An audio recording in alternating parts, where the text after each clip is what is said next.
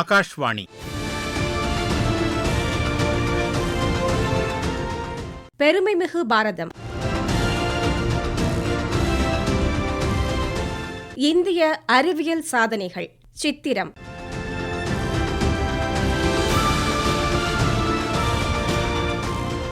எழுதியவர் பேராசிரியர் முனைவர் பே. ராஜேந்திரன்.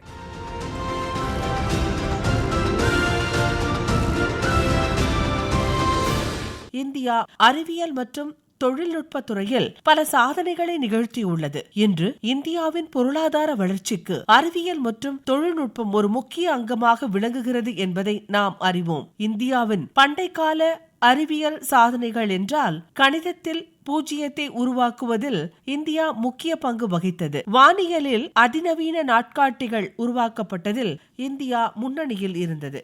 ஆயுர்வேதம் மருத்துவ முறைகளை உருவாக்குவதில் இந்தியா முக்கிய பங்கு வகித்தது. உலகில் தொழில்நுட்ப பரிவர்த்தனைகளுக்கான மிகவும் கவர்ச்சிகரமான முதலீட்டு இடங்களில் இந்தியா 3வது இடத்தில் உள்ளது. இந்தியாவில் பல பன்னாட்டு நிறுவனங்கள் தங்கள் ஆராய்ச்சி மற்றும் மேம்பாட்டு மையங்களை அமைத்து வருவதால் இந்த துறை சமீபத்திய ஆண்டுகளில் முதலீட்டு ஈர்ப்பை அதிகமாக பெற்றுள்ளது. இந்தியா அறிவியல் ஆராய்ச்சி துறையில் உலக அளவில் முன்னணி நாடுகளில் ஒன்றாக உள்ளது. இன்று இந்தியாவின் அறிவியல் மேம்பாட்டின் முக்கிய துறைகள் விண்வெளி ஆய்வு, உயிரி தொழில்நுட்பம், தகவல் தொழில்நுட்பம் என கூறலாம். இந்தியாவின் வெற்றிகரமான விண்வெளி பயணங்கள் சர்வதேச அங்கீகாரத்தை பெற்றுள்ளன. விண்வெளி ஆய்வு துறையில் முதல் 5 இடங்களில் ஒன்றாக இந்தியா விளங்குகிறது. இந்தியா நிலவுக்கான பயணங்கள், துருவ செயற்கைக்கோள் ஏவுதள வாகனம் PSLV, சார்க் நாடுகளுக்கான செயற்கைக்கோள்களை ஏவுதல் ஆகியவற்றில் முக்கிய பங்காற்றி வருகிறது. ஆரியபட்டா இந்தியாவின் முதல் செயற்கைக்கோள் விண்வெளி திட்டமாகும். சந்திராயன் 1 இந்தியாவின் சந்திரனின் முதல் ஆய்வு பயணத்தை மேற்கொண்டது. மங்கள்யான் விண்கலம் செவ்வாயை சுற்றி வந்த ஆசியாவிலிருந்து ஏவப்பட்ட முதல் விண்கலமாகும். சந்திராயன் 3 சந்திரனில் தரை இறக்கப்பட்ட முதல் விண்கலம். சுகன்யான் விண்கலம் மனிதர்களை விண்வெளி பயணத்திற்கு ஏற்றிச் சென்ற விண்கலம். ஆதித்யா L1 சூரியனை ஆய்வு செய்வதற்காக அனுப்பப்பட்ட விண்கலம். சுக்ராயன் இது வீனஸ் ஆர்பிட்டர் மிஷன் ஆகும். இந்தியா தனது விண்வெளி லட்சியங்களில் 2035ஆம் ஆண்டுக்குள் பாரதிய அந்தரிக்ஷ நிலையம் என்ற தனது சொந்த விண்வெளி நிலையத்தை ஆகாயத்தின் அண்டை வெளியில் ஏற்படுத்த திட்டமிட்டுள்ளது. இந்தியா அடுத்த 10 ஆண்டுகளில் விண்வெளி பொருளாதாரத்தை 5 மடங்கு விரிவுபடுத்துவதற்காக 119.5 மில்லியன் அமெரிக்க டாலரை 2025ஆம் ஆண்டு நிதியாண்டுக்கு ஒதுக்கியுள்ளது. அணு தொழில்நுட்பம் இந்தியா பலகட்ட அணுசக்தி திட்டத்தை உருவாக்கியுள்ளது. மேலும் இது பல செயல்பாட்டு அணுமின் நிலையங்களை கொண்டுள்ளது. இந்தியா சர்வதேச அணுசக்தி அமைப்பின் உறுப்பினராகவும் உள்ளது. அத்துடன் இந்தியா அணுப்பரவல் தடை ஒப்பந்தத்திலும் கையெழுத்திட்டுள்ளது. இந்தியா ஹைப்பர்சோனிக் டெக்னாலஜி டெமான்ஸ்ட்ரேட்டர் வெஹிக்கிளை HSDTV 2020 வெற்றிகரமாக சோதித்தது. இந்த தொழில்நுட்பத்தின் பயன்பாட்டை வெளிப்படுத்திய உலகின் 4வது நாடு இந்தியா. DRDO தொழில்துறையின் தொழில்நுட்ப திறன்களை இந்தியா மேம்படுத்தியுள்ளது. இது இந்தியாவை தொழில்நுட்பங்களின் மேம்பட்ட பாதுகாப்பு மையமாக மாற்றியது. உயிரி தொழில்நுட்பம் இந்தியாவில் நானோ செல்லுலோஸ் ஆலை மும்பையில் நிறுவப்பட்டது. ICER CIRCOT உயிரி தொழில்நுட்பம் 2017ஆம் ஆண்டு இந்தியாவின் பல அறிவியல் துறைகளில் கடைபிடிக்க ஏற்படுத்தப்பட்டன. இத்தொழில்நுட்பம் சுகாதாரம், விவசாயம், உணவு மற்றும் ஊட்டச்சத்து, உயிரி ஆற்றல் மற்றும் சுற்றுச்சூழல் ஆகியவற்றில் பல ஆய்வுகளை மேற்கொள்ள பயன்படுத்தப்பட்டு வருகிறது. உயிரி தொழில்நுட்பம் மனிதவள மேம்பாட்டுக்கு பல வகைகளில் ஊக்கமும் ஆக்கமும் தந்து வருகிறது. இந்த உயிர் தொழில்நுட்பத்தின் மூலம் பல்வேறு தடுப்பூசிகள், மருந்துகள் உருவாக்கப்பட்டுள்ளன. இந்திய நிறுவனங்கள் விவசாய உயிரி தொழில்நுட்பம், ஸ்டெம் செல் ஆராய்ச்சி போன்றவை தொழில்நுட்பம் மூலம் மேற்கொள்ளப்பட்டு வருகின்றன. தகவல் தொழில்நுட்பத்தில் குவாண்டம் ஒருங்கிணைப்பு பொறிமுறை, தொலைத்தொடர்பு, AI இவற்றின் வளர்ச்சிகள் உள்ளடங்கி இருக்கின்றன. இந்திய நிறுவனங்கள் மென்பொருள் மேம்பாடு, தகவல் தொழில்நுட்ப சேவைகள், வன்பொருள் உற்பத்தி ஆகியவற்றில் தங்களை ஈடுபடுத்திக் கொண்டுள்ளன. சூரிய சக்தி, காற்றாலை போன்ற புதுப்பிக்கத்தக்க எரிசக்தி ஆற்றல் வளர்ச்சியில் இந்தியா தற்போது கவனம் செலுத்தி வருகிறது. இந்தியா தனக்கென ஒரு பாதுகாப்பு தொழில்நுட்பத்தை உருவாக்கியுள்ளது. அத்துடன் இந்தியா வலுவான பாதுகாப்பு துறையும் கொண்டுள்ளது. இந்தியா தனது பாதுகாப்புக்காக ஏவுகணைகள், விமானங்கள், டாங்கர்கள், பீரங்கிகள் என பல்வேறு ஆயுத அமைப்புகளையும் உருவாக்கியுள்ளது. இந்தியா 1947ஆம் ஆண்டு முதல் அறிவியல் தொழில்நுட்பத் துறையில் பல்வேறு சாதனைகளை நிகழ்த்தியுள்ளது. இந்திய நாட்டின் வளர்ச்சிக்கு அடிப்படையானது அறிவியல், மனிதநேயம், ஆய்வு சிந்தனை எனலாம். இந்திய அறிவியலின் 2 சகாப்தங்கள் என்றால், ஒன்று பசுமை புரட்சி, 2 வெண்மை புரட்சி. பசுமை புரட்சி 1960களில் இந்திய வேளாண்மை ஆராய்ச்சி நிறுவனத்தால் அதிக மகசூல் தரும் கோதுமைகள் பற்றி ஆராய்ச்சி மேற்கொள்ளப்பட்டது. இந்திய வேளாண் ஆராய்ச்சி நிறுவனம் மற்றும் இந்திய தொழில்நுட்ப மேம்பாட்டை ஊக்குவித்து வளர்த்தன. இதன் காரணமாக நாட்டின் அரிசி, கோதுமை உற்பத்தி கணிசமாக அதிகரித்தது. இதனால் நாட்டின் அரிசி, கோதுமை இறக்குமதி அடியோடு நிறுத்தப்பட்டுள்ளது. பசுமை புரட்சி தொடங்கி அதற்கான விளைச்சலை அதிகரிக்க அதற்கேற்றார் போல மாறிவரும் காலத்திற்கு ஏற்ப விவசாயத்தை மாற்றி அமைக்க வேளாண் மரபியல் மற்றும் மரபணு ஆராய்ச்சியில் இந்தியா தொடர்ந்து முன்னேறி வருகிறது. இந்தியாவில் தொழில்நுட்ப செலவு 2027ஆம் ஆண்டுக்குள் தோராயமாக 54.5 பில்லியன் அமெரிக்க டாலர்களை எட்டும் என எதிர்பார்க்கப்படுகிறது. இது ஆசிய பசிபிக் பிராந்தியத்தில் மிக உயர்ந்ததாக இருக்கும்.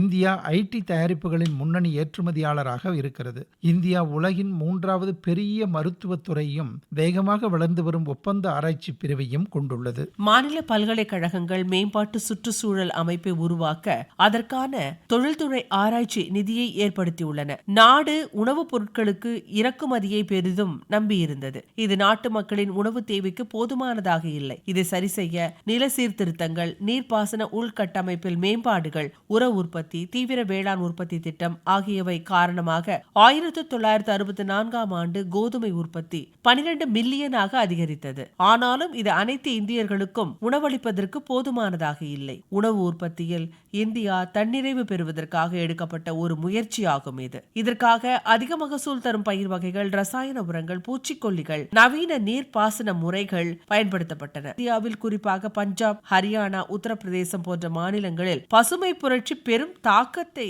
ஏற்படுத்தியுள்ளது.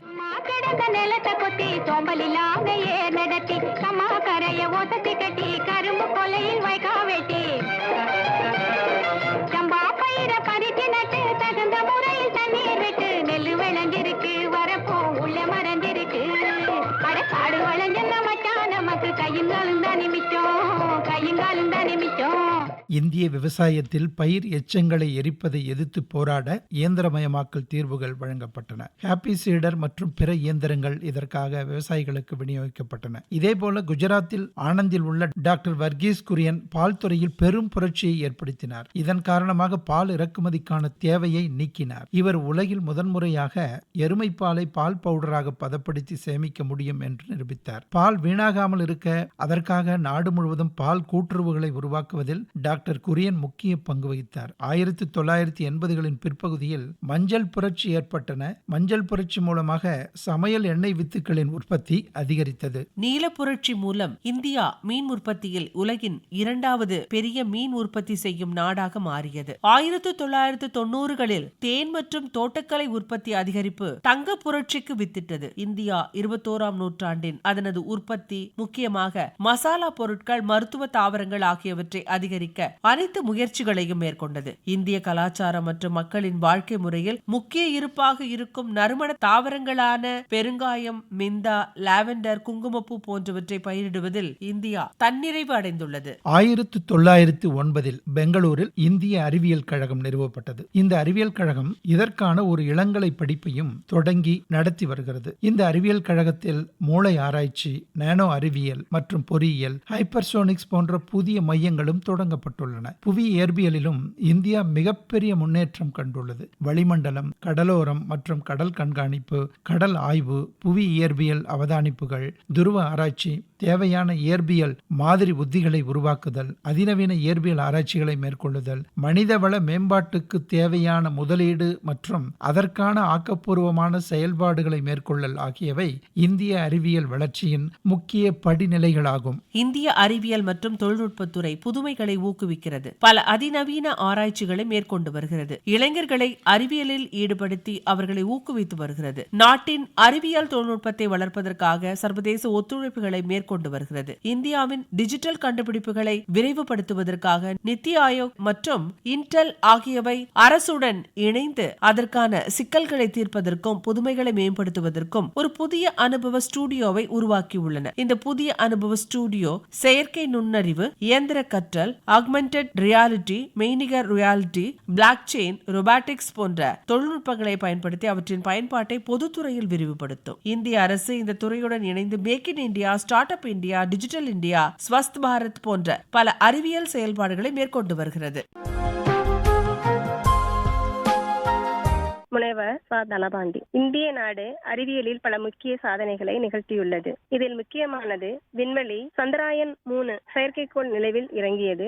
ககன்யான் விண்கலம் மூலம் மனிதரை விண்வெளிக்கு அனுப்பியது. ஆதித்யா L1 விண்கலம் சூரியனை ஆய்வு செய்ய அனுப்பப்பட்டது. சுக்ராயன் விண்கலம் வெள்ளியை ஆய்வு செய்ய அனுப்பப்பட்டது. இந்தியாவில் பாதுகாப்பு துறையிலும் முன்னேற்றம் கண்டுள்ளன. அக்னி மற்றும் பிருத்திவி ஏவுகணைகள், டேசாஸ் போன்ற சூப்பர்சோனிக் போர் விமானங்கள், போக்ரான் 2 அணு ஏவுகணைகள், பிரம்மோஸ் என்ற உலகின் அதிவேக சூப்பர்சோனிக் குரூஸ் ஏவுகணைகள், பாலிஸ்டிக் ஏவுகணை, நீர்மூழ்கி கப்பல், விமானம் தாங்கி கப்பல், ISN விக்ரநாத் போன்றவற்றை உருவாக்கி சோதித்து வெற்றிகரமாக நிலைநிறுத்தி உள்ளது. சிவில் மற்றும் ராணுவ விமான சட்டங்களில் பயன்படுத்தப்படும் லகுரக கலவை செயலாக்க ஆட்டோகிளேவ் தொழில்நுட்பம் மற்றும் ஹெட் அப் டிஸ்பிளேக்கள் HUD போன்ற பாதுகாப்பு விமானங்கள் மற்றும் உபகரணங்களுக்கான தனிப்பட்ட அதிநவீன தொழில்நுட்பங்களை புதிதாக உருவாக்கியதால் இது சாத்தியமானது. இதுபோல இந்தியா சுகாதாரத்திலும் பல முக்கிய சாதனைகளை நிகழ்த்தியுள்ளது. கொரோனா காலத்தில் தடுப்பூசி கண்டறிந்து மக்களின் உயிரை காத்தது. பிரதம மந்திரி திட்டத்தின் கீழ் மலிவு விலை மருந்தகங்களை ஏற்படுத்தி இருப்பது, புதிய நோய்க்கான தடுப்பூசிகள், உயிர்காக்கும் மருந்துகள் மற்றும் சிகிச்சை முறையை கண்டறிந்து இருப்பது.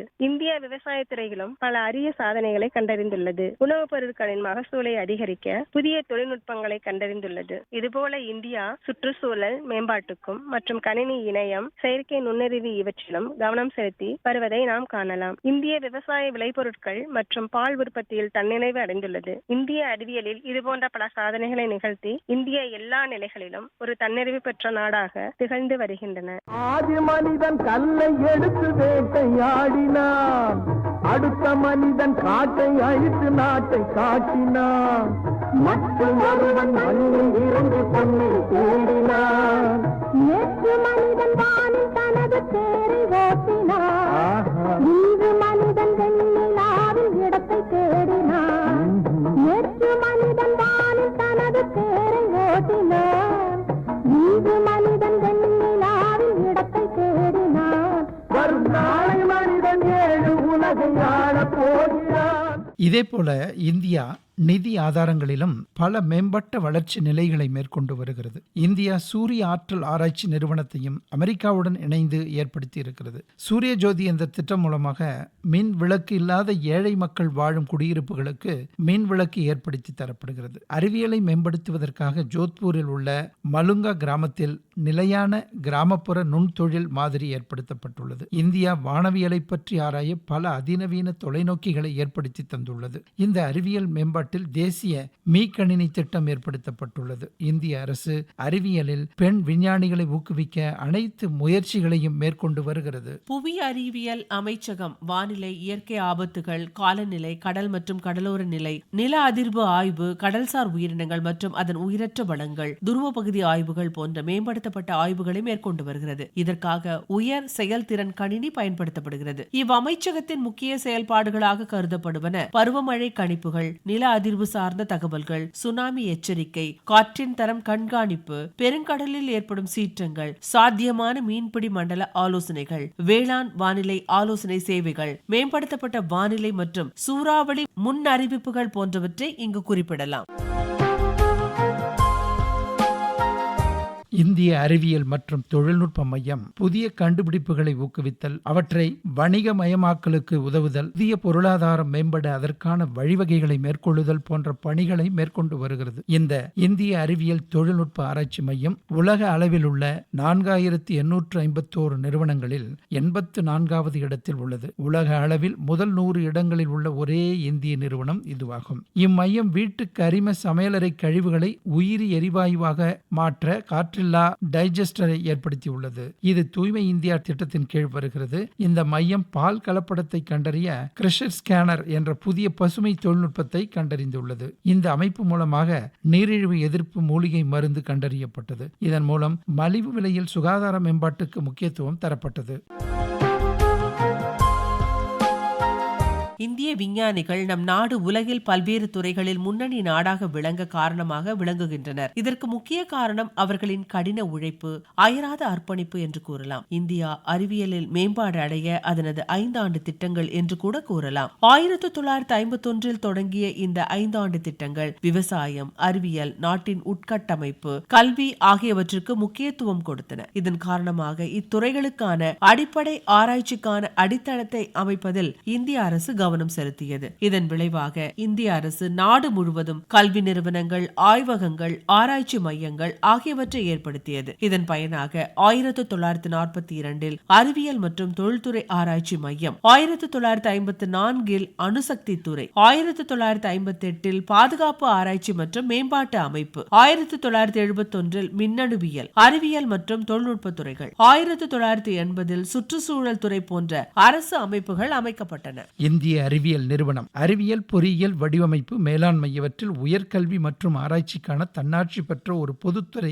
நிகர்நிலை பல்கலைக்கழகம். இந்நிறுவனம் கர்நாடகாவில் பெங்களூரில் அமைந்துள்ளது. இந்த நிறுவனம் 1909 ஆண்டு ஜாம்ஷெட்ஜி டாடாவின் ஆதரவுடன் நிறுவப்பட்டது. இதனுடைய முத்திரை கண்டுபிடி மற்றும் புதுமை, மாற்றம் மற்றும் வரம்பு மாற்றம், சேவை மற்றும் வழிநடத்து என்பனவாகும். இந்தியாவில் AI என்ற செயற்கை நுண்ணறிவு சந்தை 25 முதல் 35% வரை வளர்ந்துள்ளது. இது 2027 ஆண்டு 17 பில்லியன் அமெரிக்க டாலர்களை எட்டும் என எதிர்பார்க்கப்படுகிறது. இந்தியா ட்ரோன் தொழில்நுட்பத்திற்கான உலகளாவிய மையமாக தன்னை நிலைநிறுத்திக் கொள்ள தயாராக உள்ளது. இது இந்திய பொருளாதாரத்தை கணிசமாக மேம்படுத்தும் என்று எதிர்பார்க்கப்படுகிறது. இந்திய திட்டங்களான மேக் இன் இந்தியா மற்றும் ஆத்ம நிர்பர் பாரத் திட்டங்களுக்கானதாகும். இந்தியா செப்டம்பர் 2021 திருத்தப்பட்ட காப்புரிமை விதிகளை வெளியிட்டது. இந்தியா புதுமைகளை உருவாக்கல் மற்றும் பயன்படுத்துதல் திட்டத்தின் கீழ் நாடு முழுவதும் தொழில்நுட்ப வணிக இன்குபேட்டர்கள் மற்றும் அறிவியல் மற்றும் தொழில்நுட்ப தொழில் முனைவோர் பூங்காக்கள் ஆகியவற்றின் வலையமைப்பை உருவாக்குவதில் அறிவியல் தொழில்நுட்பத்துறை ஒரு முன்னோடியாக இருந்து வருகிறது.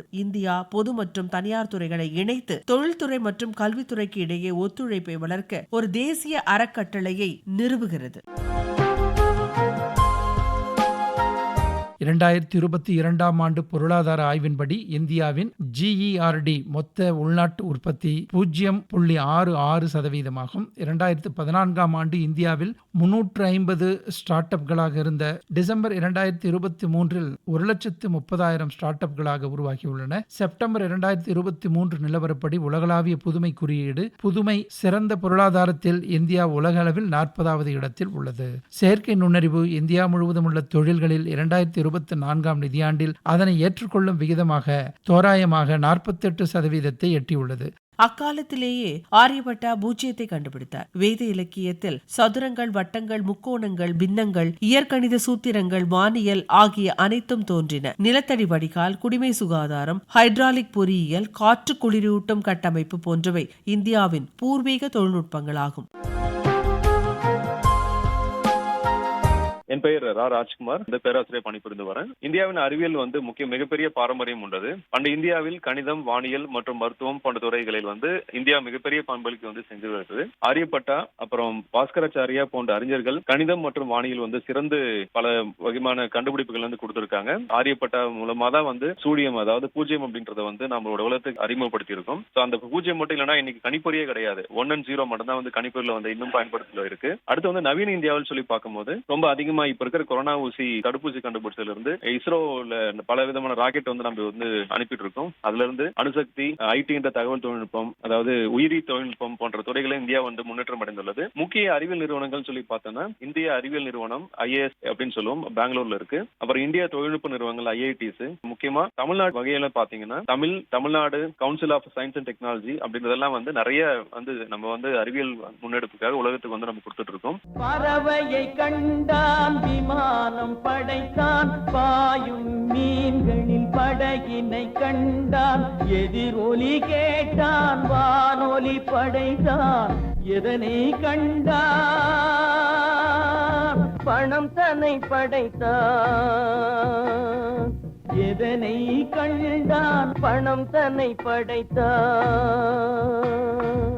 கிரேக்க மேதை பித்தாகரஸ் கிபி 6ஆம் நூற்றாண்டில் கண்டறிந்த பைத்தாகரஸ் தோற்றத்தை கிமு 800ஆம் ஆண்டில் வாழ்ந்த பௌத்த யானா பித்தாகரஸ் தேற்றத்தை நிரூபணமில்லாமல் வழங்கியிருந்தார். சுல்ப சூத்திர மூல குறிப்பை அவர் கூறியது: ஒரு கயிறை கொண்டு மூளை விட்டத்தில் அளந்தால் கிடைக்கும் பரப்பு அந்த கயிற்றின் கிடைமட்ட மற்றும் செங்குத்து அளவிலான பரப்பிற்கு சமமாகும். பௌத்த யானா வழங்கிய சுல்ப சூத்திரத்தில் கயிற்றை செங்கோணத்தின் மூளை விட்டம், அதாவது அடுத்த பக்கங்களில் அளப்பதாக வெளிப்படையாக கூறவில்லை. ஆனால் அவர் கூற வந்த செய்தி செங்கோணத்தை மனதில் கொண்டு கூறியிருக்கக்கூடும் என அறிஞர்கள் உறுதியாக கூறுகின்றனர். இத்தேற்றம் இல்லாமல் எந்த பொறியியல் கணக்கீடும் செய்ய முடியாது. அதே போல கட்டிடக்கலை, வானியல் கணக்கீடு எதுவும் இத்தேற்றம் இல்லாமல் கணிக்க இயலாது. இப்படிப்பட்ட முக்கிய தேற்றத்தை முதலில் கண்டறிந்தவர் இந்தியரான பௌத்த யானா ஆவார். இதேபோல் ஒரு கயிறை சதுரத்தின் மூலவிட்டத்தில் அளந்தால் கிடைக்கும் பரப்பு அதன் பக்கங்களில் அளக்கும் பரப்பிற்கு இருமடங்காக அமையும் என தெளிவாக கூறுகிறார். இக்கூற்று இரு சமபக்க செங்கோண முக்கோணத்தில் பித்தாகரஸ் தேற்றத்தை உறுதி செய்கிறது. பௌத்த யானாவிற்கு பிறகு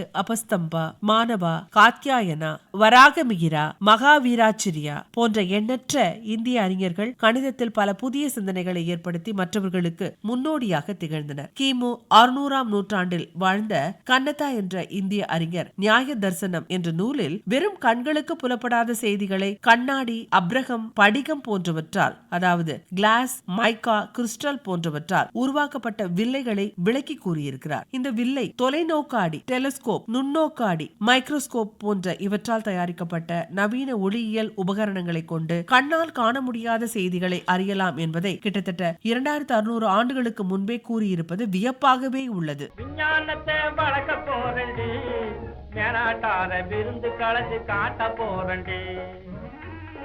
விஞ்ஞானத்தை வளர்க்க போறண்டி, மேலாட்டார விருந்து கலந்து காட்ட போறண்டி. தஞ்சாவூர் ஏட்டம் விரிச்சு தலைகீழா பாடம் படுத்து, கொஞ்சாதி புருஷன் இல்லாம புள்ளையும் குட்டியும் பிறகுறாப்புல விஞ்ஞானத்தை வளர்க்க போறண்டி, மேலாட்டார விருந்து கலந்து காட்ட போறண்டி.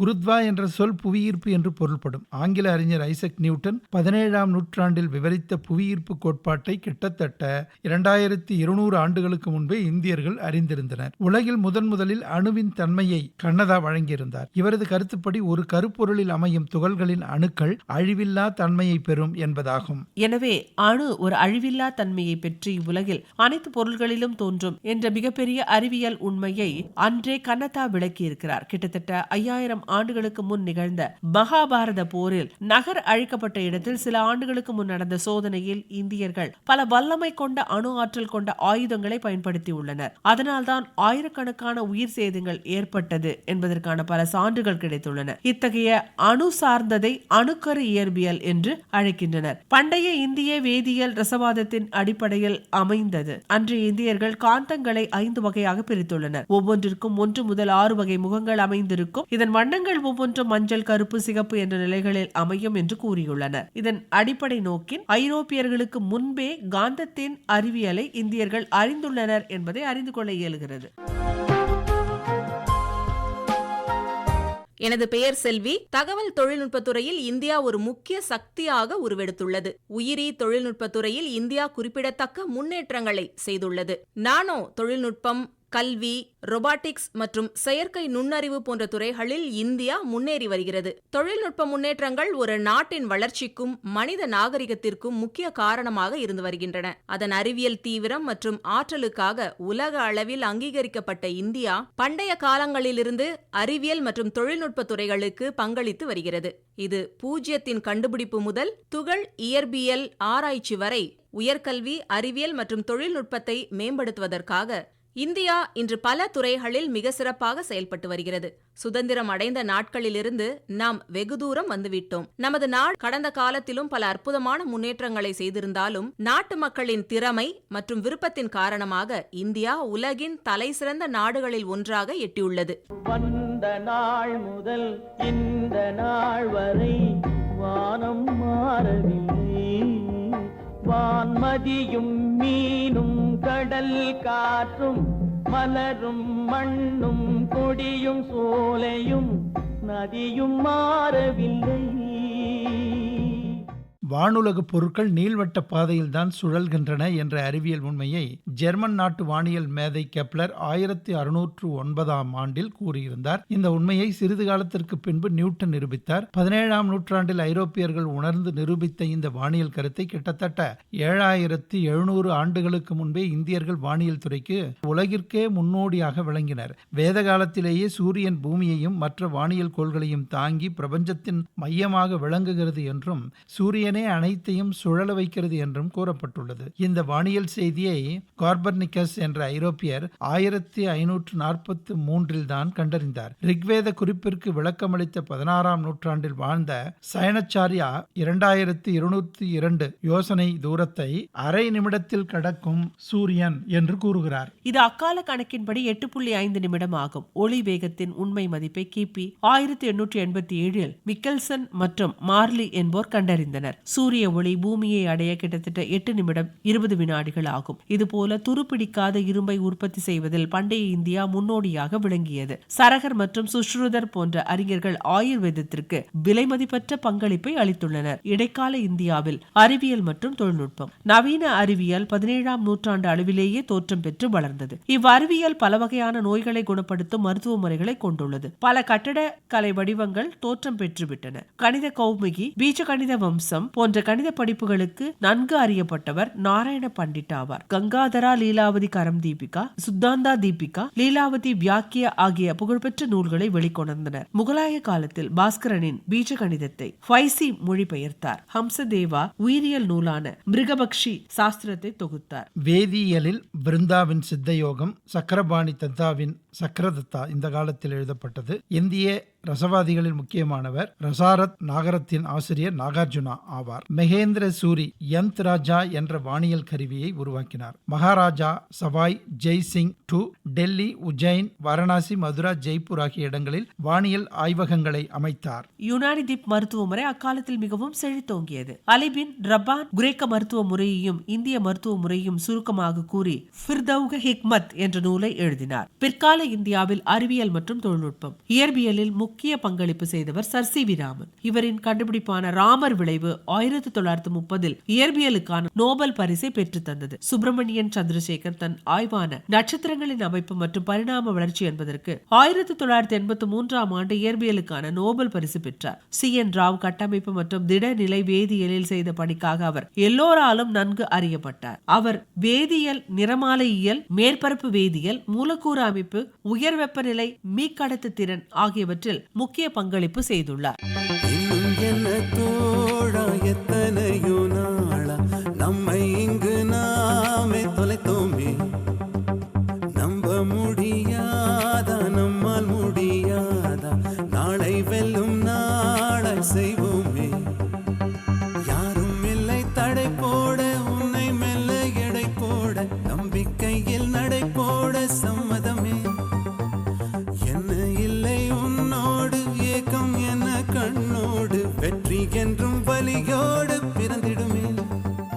அறிவியல் இன்று மனிதனுக்கு எல்லா வாய்ப்புகளையும் வசதிகளையும் ஏற்படுத்தி கொடுக்கும் ஒரு கருவியாக விளங்குகிறது. உலகில் இன்று பெரியவர்கள் முதல் குழந்தைகள் வரை தொலைபேசி அவர்களின் ஒரு முக்கிய கருவியாக கருதப்படுகிறது. இன்று உலகமே ஒரு கைபேசியிலும் ஒரு கணினியிலும் உள்ளடங்கி இருக்கிறது. இவற்றின் மூலம் உலகின் எந்த பகுதியிலும் நிகழும் நிகழ்வை அறிந்து கொள்வதோடு பணப்பரிமாற்றம், இணைய கல்வி, உணவை கூட வீட்டிலிருந்தபடியே வரவழைத்துதான் சாப்பிடுகின்றனர். இவ்வுலகில் அறிவியல் இல்லையேல் மனித வாழ்க்கையே இல்லை என்று சொல்லும் அளவிற்கு அறிவியலானது மனித வாழ்க்கையோடு பின்னி பிணைந்து இருக்கிறது.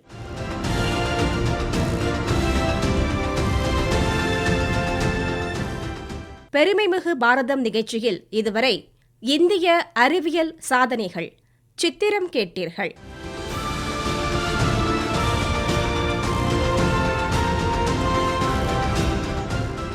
எழுதியவர் பேராசிரியர் முனைவர் பே. ராஜேந்திரன்.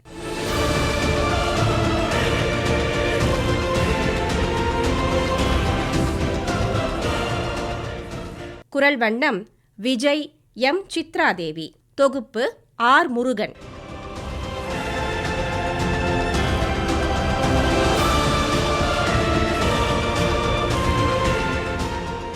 அமைப்பு சு. தனசேகரன், சுப்புலட்சுமி ஆதிகேசவன்.